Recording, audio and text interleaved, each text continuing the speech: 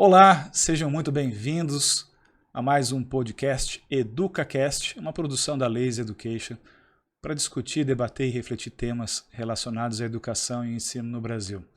Esse nosso 8º episódio do podcast tem como tema Pais e Filhos, analógico e o digital. Durante a pandemia, a gente viu que o analógico e o digital se misturaram durante muitos dias aí, com aulas online, com ensino à distância, com aulas remotas. Então a gente tem aí um vasto tema para debater hoje. E temos como convidado um pai e uma filha, um pai e uma aluna, que é o Fábio Osmar e a Leila Silva. Fábio Osmar é um jornalista, um empresário aqui de São Caetano, e a pequena Leila Silva, que é a nossa estudante, que vai falar um pouquinho da sua experiência e da sua vivência durante esses dias de isolamento social, de ensino remoto e de aula online. Leila, Fábio, muito obrigado pela presença de vocês. É um prazer ter vocês com a gente hoje. Obrigado a vocês pelo convite, prazer estar aí. Eu queria começar ouvindo a Leila. Leila, primeiro eu queria saber como é que está hoje a sua escola, como é que foi essa adaptação, esse processo de passar pela pandemia, aula digital, aula presencial. Como é que está a sua rotina hoje? Tem coisa positiva e negativa que a gente pode destacar desse período todo? A minha rotina tá mais fácil, porque antes eu tinha que entrar na aula, aí sair pro almoço e tinha que ficar entrando de novo e os professores demoravam um pouco. Aí eu me acostumei melhor a voltar de novo pra escola. Agora tá presencial, Leila. Sim, 100% do tempo? sinto da hora. Só algumas horas que tem umas provas online, tipo avaliação. Muito bom. Essa digitalização das aulas foi difícil lá atrás, quando a escola estava fechada? Qual foi a experiência que você teve de ter que ter aula online de repente, sem uma preparação? Foi meio difícil porque ninguém estava entendendo muito bem o que estava acontecendo, mas a gente acabou se acostumando e ficou mais fácil de fazer também. A Leila começou a pandemia no 4º ano e agora você está no 6º, né? Que você estava me contando um pouco antes.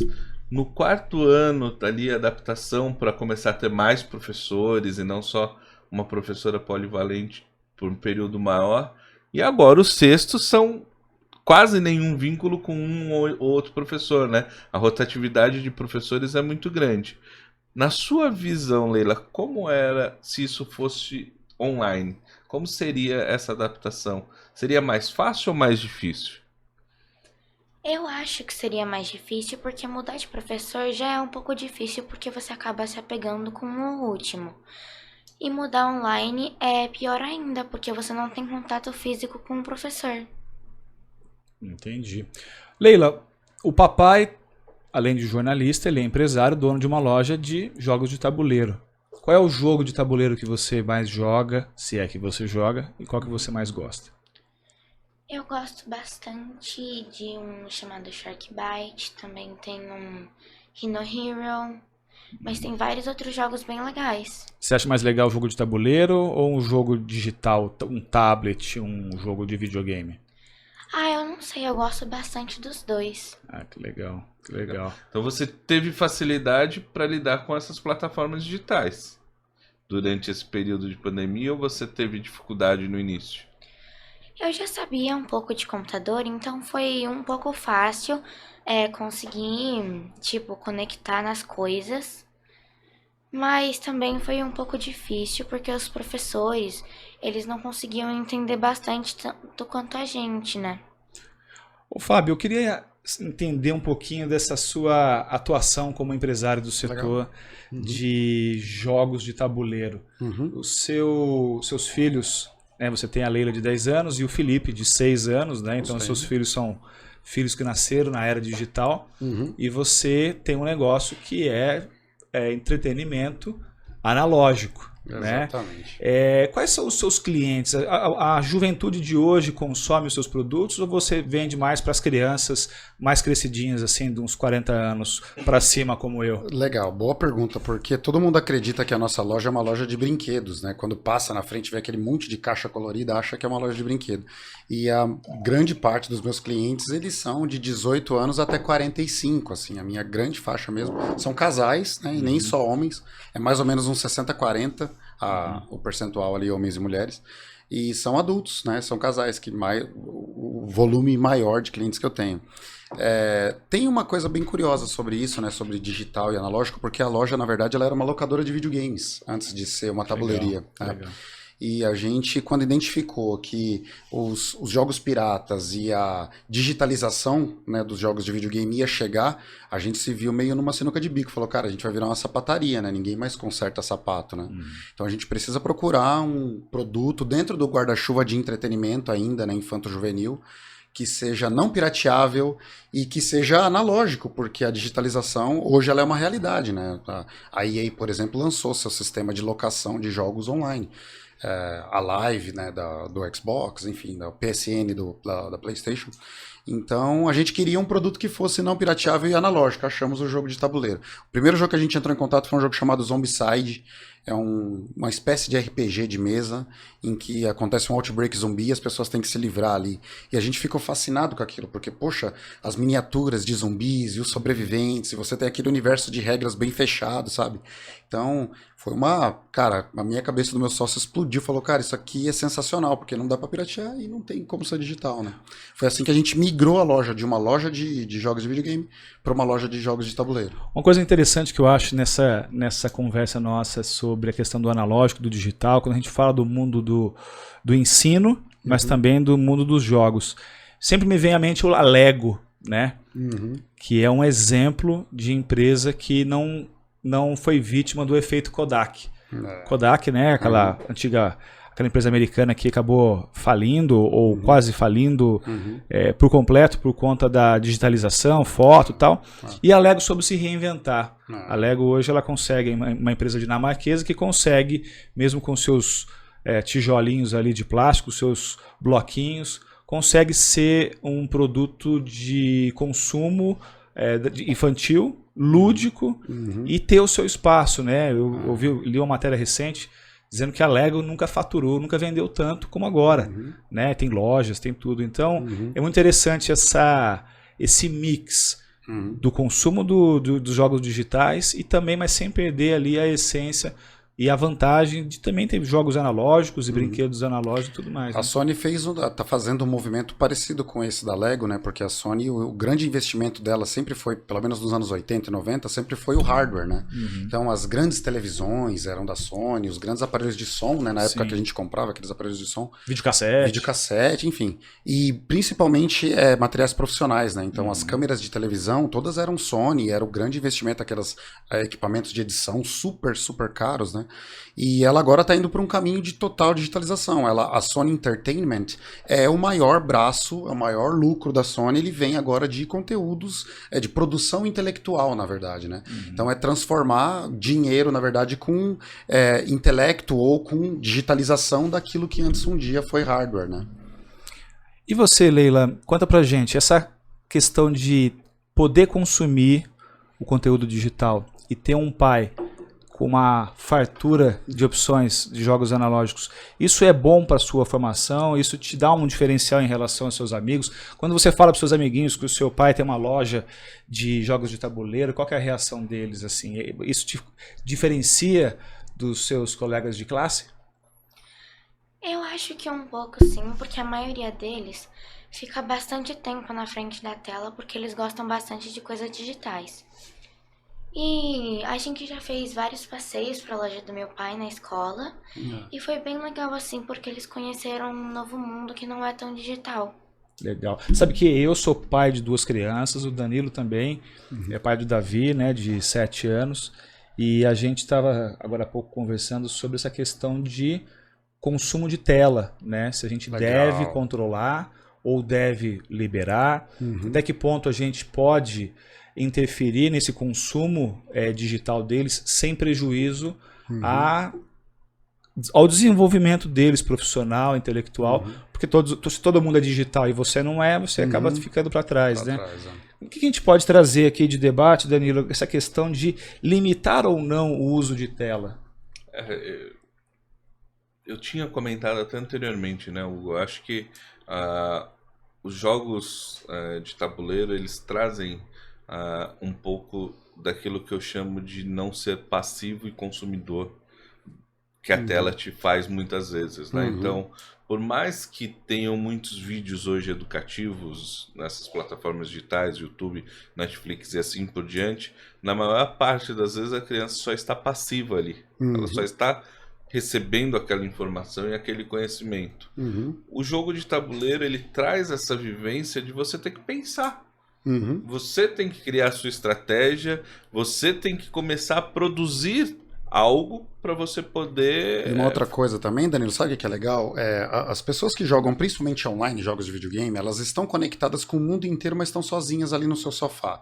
O jogo de tabuleiro, ele, pela natureza dele, ele exige que as pessoas estejam fisicamente próximas, interagindo, né? Além disso, o universo, ele é um universo, claro, com regras ali, né? Tem todo, né, o roteiro ali para se jogar, mas é passível de falha. Quando você tá jogando videogame, se você não pode cair de uma ponte, você vai com o teu bonequinho ali, você pula, o universo ele tá travado. Agora, no jogo de tabuleiro, você pode errar a regra. E isso é muito, muito legal. Porque as pessoas, hoje em dia, né, quanto mais digital as pessoas são, quanto mais esse mundo ele tá com as suas aparas ali para você não cair, você limita e dificulta um pouco o entendimento do erro. Jogar uma partida inteira de um jogo de tabuleiro no qual a regra estava errada e isso beneficiou alguém, a experiência é diferente. E isso é bom, sabe? É uma experiência benéfica, porque ou você ri daquilo tudo ou você fica pé da vida. E dos dois jeitos eu acho que tem benefícios, entende? O jogo de tabuleiro ele traz um benefício muito legal, que eu costumo dizer para os pais que vão atrás ainda de alugar jogos de videogame na Place. Eu costumo falar para eles, cara, desliga os aparelhos, desliga as telas, senta, ri com teu filho, toca nele, né? Porque tem jogos que você tem contato físico, sabe? Então, essa interatividade, ela é um outro benefício do desligar as telas. Evidentemente, quando você negligencia as telas para o seu filho, ele pode até ficar um pouco atrasado em relação aos amigos, né? Mas eu acho que o melhor do mundo, melhor é ter os dois mundos ali, né? Você conseguir ter um pouco de cada coisa, sabe? Você ter o digital e você ter o analógico também, entende? Fábio, então... e me corrija se eu estiver errado, eu vejo... com tudo isso que você está trazendo, que você pôde vivenciar uma experiência única, né? Porque esse período de pandemia fez não só os adultos fazerem tudo das telas, as crianças o tempo todo ali nas telas fazendo aula, e era o momento de dispersar das telas e descarregar ali um pouco daquela relação que se tornou muito mais próximas. Eu digo por mim, eu fui poder conviver muito mais tempo com o Davi nesse período mais crítico de lockdown. E você tinha uma válvula de escape ali fantástica com seus jogos. Exatamente. A gente ficou super preocupado quando a pandemia chegou, né? Porque, poxa, e agora? Como é que a gente vai vender jogo, né? Tá, as pessoas não vão vir porque nós somos uma tabuleiria, né? Não é só uma loja que vende jogo, a gente também recebe os clientes lá, né? E aí a gente ficou super preocupado, quem que vai sair, né? Pandemia, lockdown, ninguém pode sair e tal. Cara, aconteceu um movimento incrível que foi o das pessoas reclusas procurarem jogos de tabuleiro como entretenimento em casa. Então, né, sei lá, as famílias médias ali, pai, mãe, 2 filhos ou 1, eles começaram a comprar jogos para jogar em casa, porque só o online não bastava, entende? Então aconteceu um movimento super legal, assim, as vendas subiram a beça, foi uma coisa muito bacana. E para falar sobre essa relação, né, com o Davi, eu e minha esposa, a gente meio que se dividiu logo no começo da pandemia. A minha esposa ficou mais com a Leila, né, filha? Durante os inícios ali, né, as primeiras aulas e tal, e eu fiquei com o PP, né? E na época ele tinha 4 anos, então ele tava no início de tudo, super, super dependente. E eu vou falar um negócio pra você, eu sou super grato a essa oportunidade que eu tive de acompanhar a educação dele tão de perto, sabe? Cara, a primeira vez que ele leu, as primeiras palavras que ele escreveu, os primeiros contornos das letras ali, eu tava do lado dele, sabe? Eu acho que se não tivesse a pandemia, talvez teria sido como foi com a Leila, que ela, claro, foi super educada, mas eu não, né? Eu não vi. Não vivenciou eu não de perto, acompanhei, né? pelo menos não tão perto, assim, sabe? E o PP, eu tava com a mão em cima da mão dele, escrevendo o primeiro F dele, então... Isso foi incrível. E esse é um tempo que não volta, né? Eu vejo pelos meus filhos também, assim, ou você aproveita o tempo né, com eles. Ah. Porque muitas vezes a criança, ela não quer um brinquedo caro, ela quer o pai sentado ali no tapete, no carpete, brincando com ele. Exatamente. E essa interação é muito legal. O meu filho, até esses dias eu estava conversando com ele, a gente tem os Legos lá, ele gosta de brincar de Lego, ele constrói avião, constrói casa e tal. E esses dias eu falei, filho, você tem que ficar menos na tela. Ele falou, pai, Roblox e Minecraft é Lego digital. Então, assim, eu estou construindo também. A criatividade, a inventividade dele no digital, ele importou também das brincadeiras dele no físico, né? É verdade. Então, eu acho que essa interação ela é muito importante, né? E que você, Leila, que jogo que você joga no físico e também joga no digital que você acha que agrega, que aumenta a sua capacidade de aprendizagem na escola e tudo mais? Não tem muitos jogos que eu jogo fisicamente e online. Porque a maioria que eu jogo online não tem físico também. Por exemplo, Roblox, que nem você falou, Minecraft. Mas fala do gacha, filha. O gacha eu acho que é um exemplo perfeito do que você estava falando. O que é o gacha? É uma comunidade com personagenzinhos fofos que as pessoas elas fazem pra poder gravar seus vídeos sem ter que, sabe, ficar com ela mesma na tela, sabe, que nem os youtubers fazem, que eles mostram eles mesmos, a voz dele.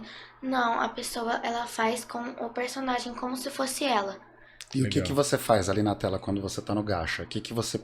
Quando você despende seu tempo ali no gacha, você tá fazendo o quê? Normalmente personagens, umas histórias que eu faço pra mim mesma. Legal. Desenhando, cara. Desenhando. Ela passa. Isso é exatamente o que você tá falando do Minecraft em relação ao Lego, né? Pô, de certa forma eu tô brincando de Lego digital. Sim. O gacha é exatamente isso, cara. Ela pega com os 2 dedinhos ali, ela abre o personagem, aí desenha, sombreado no cabelo e faz. E eu fico olhando aquilo, eu fico fascinado, porque de certa forma ela tá desenhando, sabe? A diferença é que na nossa época era uma folha de papel e ali, sei lá, giz de cera ou lápis, entende? Muito legal. O que mudou, Danilo, nesses todos esses anos todos de educador para hoje empresário da área de educação? Lá atrás e hoje, a educação ela é muito diferente por causa da digitalização? Hugo, não tenho dúvida que houveram mudanças significativas do ponto de vista de educação. A gente sabe o quanto o aluno se tornou mais crítico. O aluno, quando eu falo de passividade, hoje qualquer tema e qualquer assunto o aluno consegue buscar na internet. E eu recordo, enquanto aluno, de ouvir algumas vezes os professores falando: ainda não é hora de você aprender sobre isso, mais pra frente a gente fala. E aquilo pra mim era algo revoltante. Eu não sei como é pra você, Fábio, Não, mas é verdade, ou se você já ouviu isso, Leila, de algum professor. Ainda não vamos aprender fração agora porque não é algo que você precisa. Regra de 3 mais pra frente. Isso pra mim me incomodava, porque se eu tava questionando aquilo porque alguma coisa eu queria resolver e isso acabou. Então a tecnologia ela trouxe acesso à informação de maneira muito mais rápida. Eu me lembro quando você comentando aí sobre não é da sua idade, eu me lembro quando eu era muito menino ainda, talvez, sei lá, 4ª série, 3ª série, e eu peguei um livro do meu pai, que era do Fyodor Dostoiévski, que é O Crime e Castigo, e eu levei para a escola, eu falei, eu quero ler esse livro, que meu pai leu, gostou, eu quero ler também. E a professora não queria deixar eu ler esse livro, porque ela falou assim, esse livro é muito denso, ele não é para sua idade. E eu fiquei mais irritado ainda quando ela disse não é para sua idade. Virou desafio, né? Virou desafio. Eu falei, como não é para minha idade, né? Não tem nenhum problema no livro, né? Então eu falei, eu vou ler O Crime e Castigo, do Dostoiévski, e eu me lembro que realmente era uma leitura densa. Tinha uma linguagem para pessoas mais adultas, tal, mas aquilo também me desafiava a buscar o entendimento. Então, assim, como meu pai já tinha lido, e meu pai também é jornalista, e ele tinha uma facilidade, ele tem uma facilidade em transmitir o conhecimento dele de jornalista, ele falava assim, não, filho, isso que você leu significa tal coisa. Então ele me ajudava na compreensão, né? E eu acho que com a digitalização, hoje... Talvez aí esteja até seu interesse pelo jornalismo, nasceu ali, Exato. em você buscar um conhecimento a mais. Então, complementando só, a digitalização ela trouxe a possibilidade de não existir limite para ninguém. Sim. Aquele professor que limitava não existe mais. Dito isso, colocado isso, como eu potencializo isso com os alunos. Uhum. Então aí é na onde entra muito forte o papel do professor. Uhum. O professor agora, com esse momento mais digital, cabe a ele entender os déficits de aprendizagem, as skills que ele pode melhorar em cada aluno, para trabalhar esses aspectos da busca de uma formação mais... Ou seja, ele é quase como um orientador ali, ele é um guia para poder ir orientando a educação. Exatamente, Fábio. E dito isso, nesse papel cabe muito a gente entender o indivíduo e personalizar a aprendizagem a partir dos pontos que cada indivíduo precisa para melhorar o seu conhecimento, suas skills futuras. Concordo. Leila, você gosta de ler? Eu gosto bastante de Harry Potter. Eu leio livros na escola porque a gente tem que fazer prova sobre livros. Qual que é o seu estilo literário que você mais gosta, assim? É o estilo Harry Potter mesmo? É, tipo suspense, ação, Legal. essas coisas. E que conselho, como uma jovem estudante, você daria para os outros jovens, assim?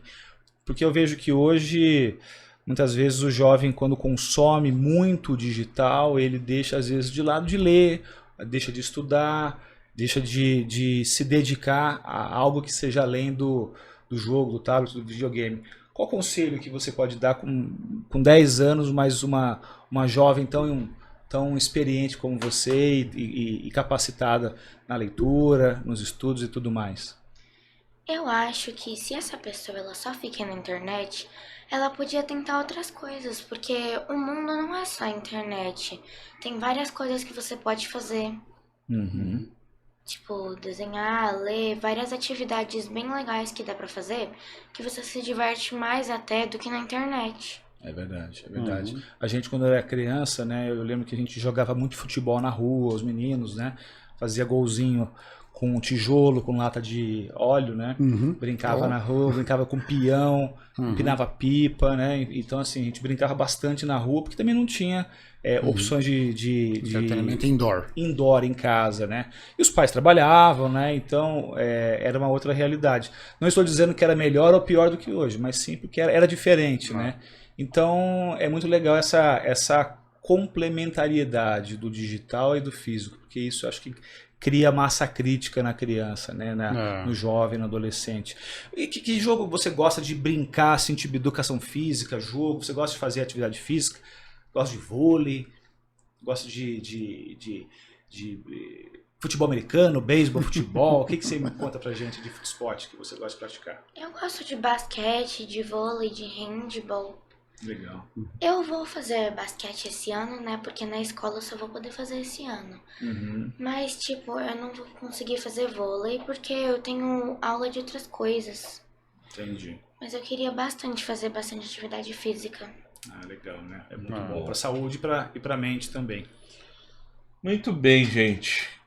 Leila, conta pra gente que aprendizado ficou nesse período pandêmico pra você. O que mais você vai guardar de memória desse período? Que a internet não serve só pra, tipo, jogar as coisas. Dá pra gente também aprender bastante coisa lá, lendo, ajudando a estudar, por exemplo.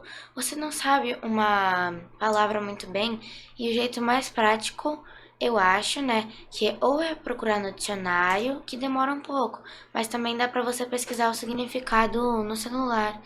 Então não serve só pra games online, também dá pra fazer várias outras coisas. Dá pra aprender muito, né? Tem um universo de contribuição gigante lá dentro. Muito bem. Fábio, e pra você enquanto pai? Além de tudo que você já contou, Legal. de poder estar mais próximo do Felipe, da Leila, que aprendizado a pandemia deixou pra você? Assim, eu sou uma pessoa bastante conservadora, né? Fui do tipo que brincou também muito na rua, se sujou e não sei o quê, e brigava na rua, aquela coisa de moleque de periferia, né? E antes da pandemia, eu era muito mais preconceituoso em relação à geração atual, né? Eu era desse tipo de pai que, poxa, mas não sai do celular, pô, vai brincar, vai ralar esse joelho e tudo mais. E a pandemia, com essa proximidade que a gente acabou tendo com eles, eu consegui entender que tem exatamente aquilo que você falou, né? Ele não tá jogando Lego físico, mas ele tá jogando Minecraft, que é do mesmo jeito estímulo à construção, né? Ele talvez não saiba, né, ele, a Leila ali, talvez não saiba, não tenha a mesma agilidade ali com o esporte, com correr com a bola e tudo mais, aquela casca dura, mas por outro lado a facilidade que eles têm com tecnologia é uma coisa brutal, assim, entende? Então, para mim a maior diferença, né, o maior aprendizado foi essa quebra de preconceito de a minha geração foi melhor do que a deles, porque a minha geração foi ali forjada a ferro e fogo e a deles está só na macio... Não é nada disso, cara. São gerações absolutamente diferentes, elas são muito complementares, entende? O lado ali da força bruta e o lado do intelecto e inteligência. Então, cara, a Leila se comunica com 10 anos, eu fui aprender a me comunicar desse jeito, eu acho que nem até hoje eu não consigo ainda, sabe? Falar como ela fala, sabe? A clareza de pensamento, a linearidade, entende? Então, a pandemia me ajudou a perceber os meus filhos não mais com aquela ótica de fragilidade, mas sim com uma grandeza intelectual que eles têm, assim, brutal em relação à minha geração.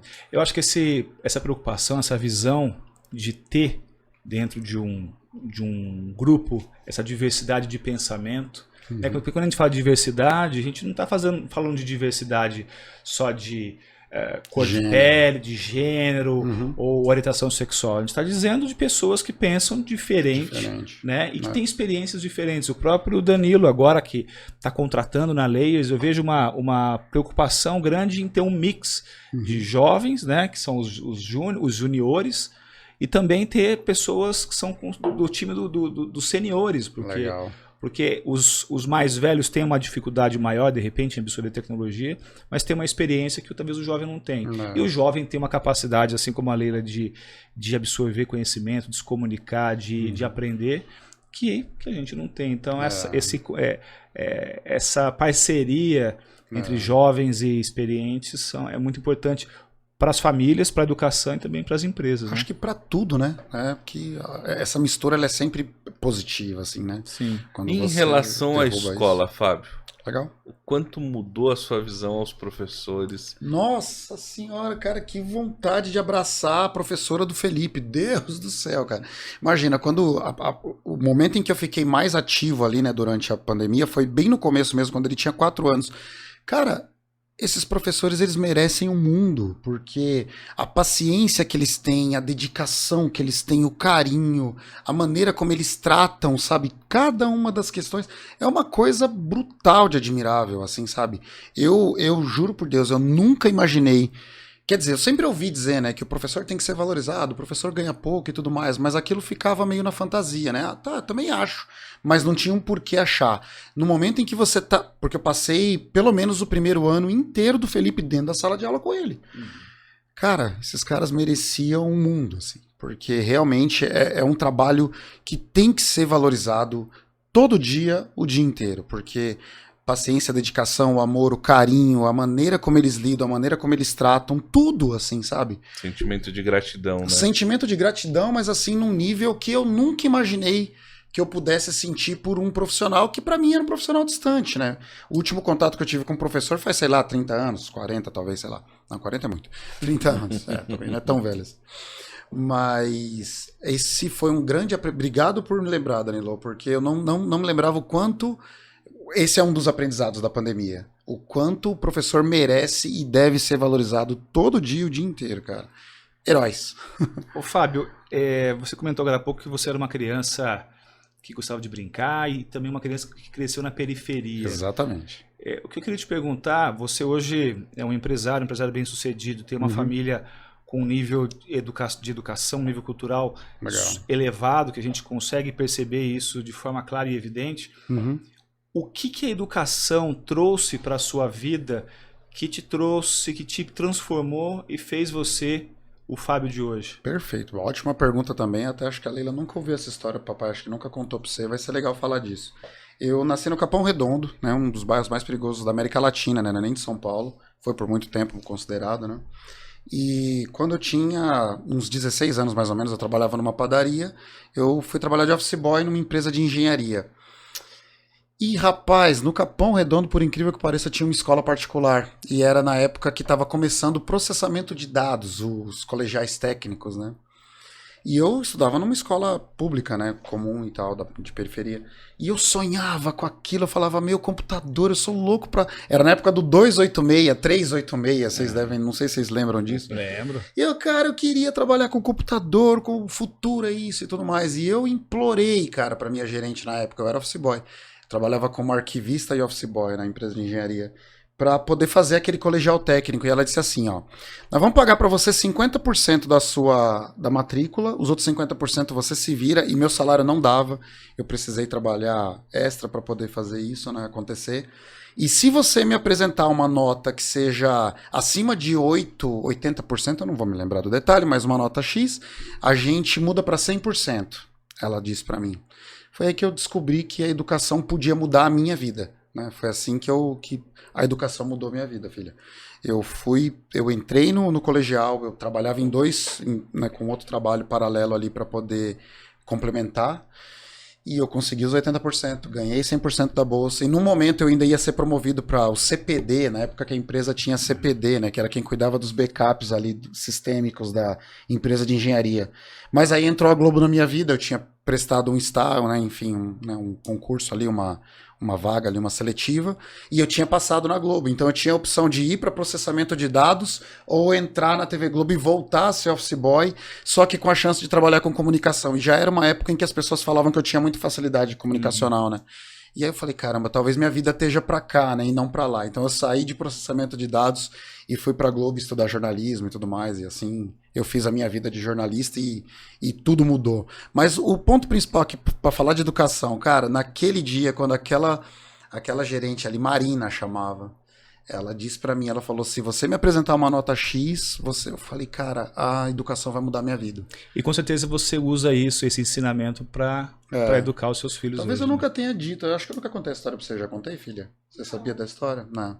Mas fica claro e evidente o quanto a educação é importante. Então, né, eu e minha esposa, a gente sempre, né, primou por isso. Enquanto valoriza, Então, né? poxa, imagina, né? É modificadora em todos os níveis, né? Eu, quando volto, eu ainda tenho parentes no Capão Redondo, né? E alguns amigos também.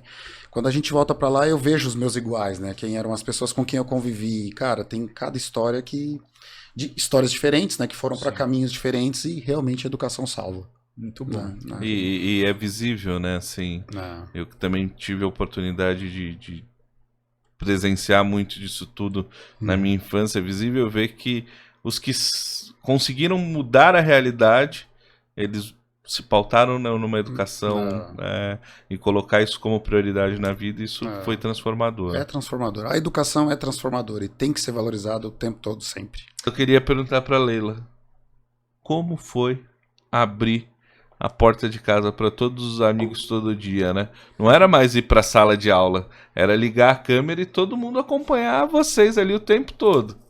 Como foi isso para você, Leila? Foi até legal, porque deu pra gente conhecer um pouco, sabe, mais de cada um, sobre a vida que cada pessoa tinha dentro de casa, não só na escola. Serviu então para um ensinamento muito legal, né? Você me falando isso, eu lembro de um dia que eu acompanhei o Davi, que inclusive está na sala do Felipe. E no início da pandemia eu também ficava o tempo todo ali, mas dividia entre as minhas reuniões e as coisas dele.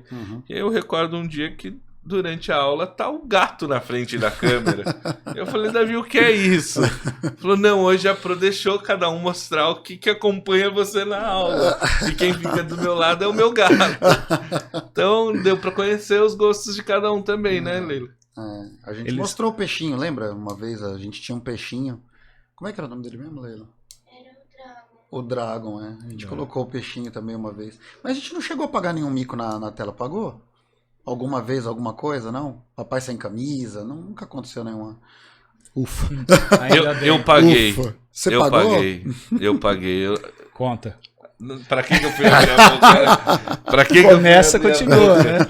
Eu tenho uma chácara no interior e na chácara eu me desligava, né? Porque Davi estava em aula aqui em São Paulo, na chácara. A gente ia pra lá quando ele não tinha aula. E um sábado, meu sobrinho estava na chácara com a gente. Ele estava tendo aula. Só que o colégio que eu dei aula por 10 anos era o colégio onde ele estuda agora. Dei aula 10 anos atrás, na verdade. É o colégio que ele estuda. E saio eu do banho só de shorts. A sorte que tava de shorts. Sem mal. camisa, sem nada. E passo por trás da câmera. E aí o professor que trabalhava comigo na época... Danilo, põe roupa da próxima vez que eu tô cheio de aluno aqui. Falei, pô, que situação. Pô, ele ainda cantou a bola ainda. Acontece, nas melhores famílias. Acontece. Bom, pessoal, muito obrigado, viu? É muito bom o nosso bate-papo aqui. Fábio, Leila, agradecemos muito vocês terem aqui compartilhado com a gente, com os nossos ouvintes, essa experiência, porque o mais importante é a gente ouvir o que cada um passou, porque a pandemia ela pegou todo mundo, mas ela foi absorvida e enfrentada de formas diferentes, né? Então, essa experiência compartilhada, esse intercâmbio de conhecimento, de informação, é muito importante para a gente criar a nossa maturidade e aprender com os outros também, né? Bom, agradeço a vocês, a gente segue aqui agradecendo também vocês que estão nos acompanhando aqui no podcast, no EducaCast. Não percam os próximos episódios, a gente vai continuar trazendo a educação para o centro dos debates, para o centro das discussões, trocando experiências de forma leve, de forma descontraída. A gente quer trazer a educação para dentro da sua casa, para dentro da sua família e levar a experiência que a gente está absorvendo aqui com os nossos convidados e também absorver a experiência de vocês. Muito obrigado, não percam os próximos episódios e até a próxima.